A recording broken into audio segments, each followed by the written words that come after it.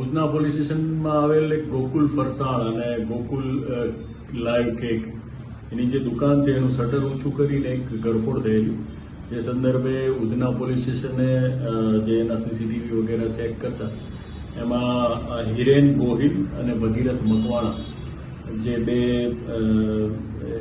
એમાં એક પૈકીનો જે રીઢો ગુનેગાર છે આ લોકોને ઝડપેલ અને જે સંદર્ભે ક્રાઇમ બ્રાન્ચની પણ ટીમ એક્ટિવ હતી આની તપાસમાં. એ લોકોએ મોહમ્મદ અને ડેનિસ ઘોઘારી અને પ્રિન્સ જીવારામ ભાર્ગવ એટલે આ રીતે કુલ 5 આરોપીઓ ઉધના અને ક્રાઇમ બ્રાન્ચ દ્વારા ઝડપવામાં આવેલ છે.